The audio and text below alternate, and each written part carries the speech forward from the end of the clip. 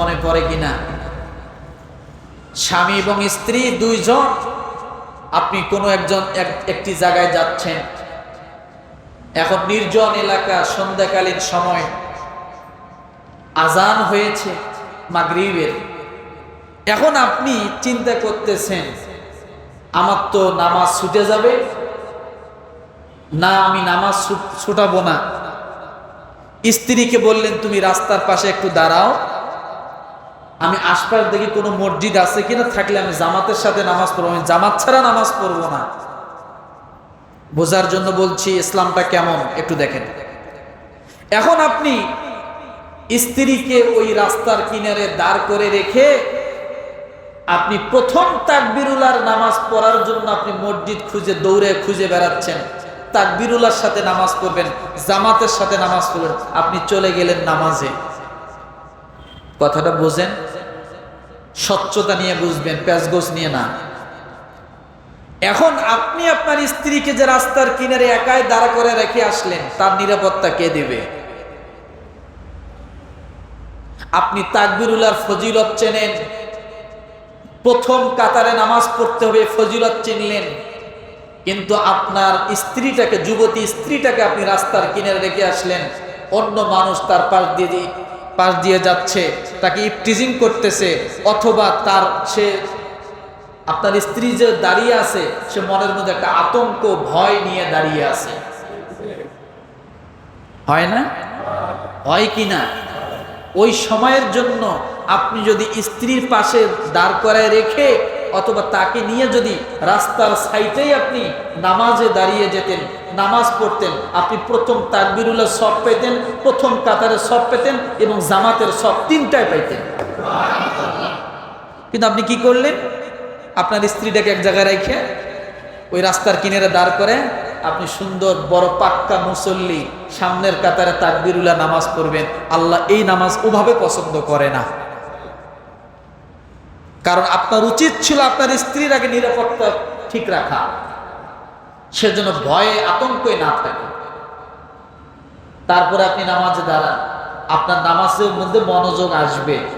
আর স্ত্রীকে রাস্তার কিনারে রেখে এসে প্রথম তাকবীরুল্লাহ নামাজের জন্য দাঁড়াইছেন, এখন সূরা ফাতিহা পড়েন একবার, বউয়ের চিন্তা করেন 5 বার, বউ কি আমার ঠিক আছে কিনা, আবার কেউ এসে কোনো ঝামেলা করলো কিনা, তাহলে আপনার নামাজও হলো না, বউয়েরও কষ্ট হলো। কথাটা কি বুঝাইতে পারছি? ইসলাম কেমন, আমি এই কথাটা বুঝাতে চাচ্ছি। সর্ব অবস্থায় সর্বকালের জন্য ইসলাম আপনি যেভাবে ব্যবহার করবেন, ইসলাম আপনাকে সেইভাবেই সুরক্ষিত দিবে। স্ত্রী নাই, কাছে নাই, আপনি জামাতের সাথে নামাজ পড়বেন, কোনো সমস্যা নেই। আবার দেখেন আপনার পেটে ক্ষুধা, আল্লাহ কি বলেছে? বলে তোর জামাতের সাথে নামাজ না পড়লে তোর অবস্থা খারাপ আছে, জাহান্নামে ডুবো, এই কথা আল্লাহ বলছে না। বলছে তোমার পেটে ক্ষুধা, নামাজের সময় হয়েছে, আচ্ছা হোক, তুমি আগে ক্ষুধাটা নিবারণ করো। আছে না নাই? আছে না নাই? ইসলাম কিভাবে আমরা এই আধুনিক যুগে ব্যবহার করতে পারি দেখেন। আল্লাহ বলছে তুমি আগে কি করো? ক্ষুধাটাকে নিবারণ করো। তারপরে খাইয়া, কলা রুটি খাইয়া, 3 গ্লাস পানি খাইয়ে পেটটা ভরে ঢেকুর একটা ছেড়ে এসে তুমি একা একাই যদি নামাজ পড়ো, আমি আল্লাহ তোমার জামাতের সবটাই দিব। এখন জামাত দাঁড়াবে ভাব, পেশাবেরও দিচ্ছে চাপ, আপনিও চিন্তা করলেন এখন যদি পেশাবে যাই জামাত ছুটে যায়। কথা বোঝেন নাই? পেশাবখানায় যদি যাই জামাত ছুটে যাবে, আর যদি আমি জামাত না করি তাহলে পেশাব নিয়ে থাকতে হবে। কোনটা করবেন? ইসলাম বলে আগে পেশাব করে টাঙ্কি খালি করো, এরপর উজু করো, জামাত যে কয় রেখা ছুটে যায় যাক, তুমি জামাতে সওয়াবে পাইবা। ইসলামটা বুঝলে সহজ, না বুঝলে কঠিন। ওই মহিলারা ইসলাম বোঝে নাই, ওরা বুঝবে কি? ওরা ইসলামের ধারে কাছেও নাই, ওরা ইসলামের ধারে কাছেও নাই। যাই খোঁজ নিয়ে দেখেন, একটারও পারিবারিক শান্তি নাই। স্বামীরে ভাত রান্না করে খাওয়ায় মনে হয় এই মহিলাগুলো, আরে দুনিয়া আছে, সব আছে, সুখ নাই। দুনিয়া শান্তির জন্য সব ব্যবস্থা আছে, কি নাই?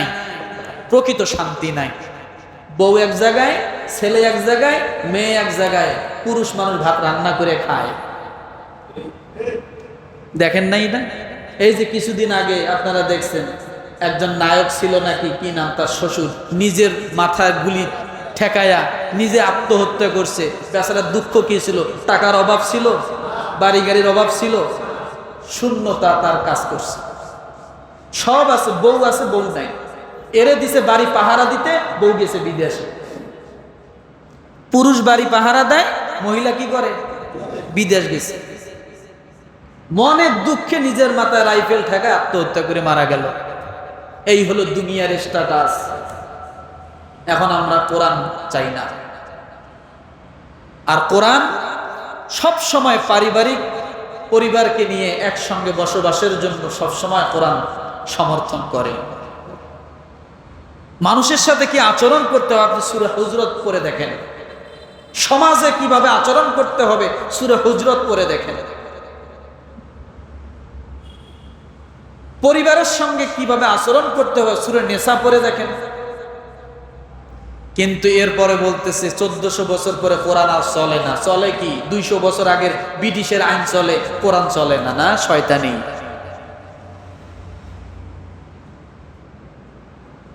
আমরা একটু সচেতন থাকবো।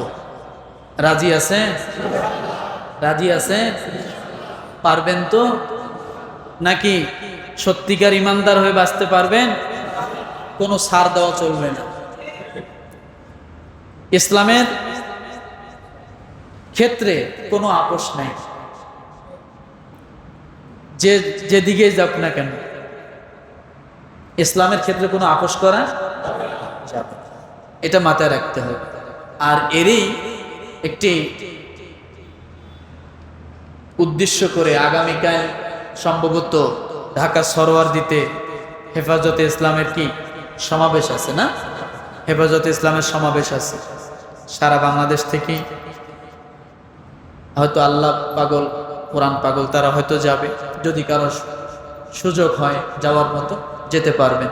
মৌচাক থেকে সম্ভবত 10টা গাড়ি ঠিক করা হয়েছে সকালে ফজরের পর থেকে নিয়ে।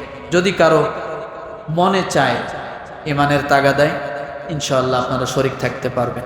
আল্লাহ তাআলা আমাদের সকলকে সত্যিকার ইমানদার হওয়ার জন্য তৌফিক দান করুক। আমিন। ওয়া আখির দাওয়ানা আনিল হামদুলিল্লাহি রাব্বিল আলামিন।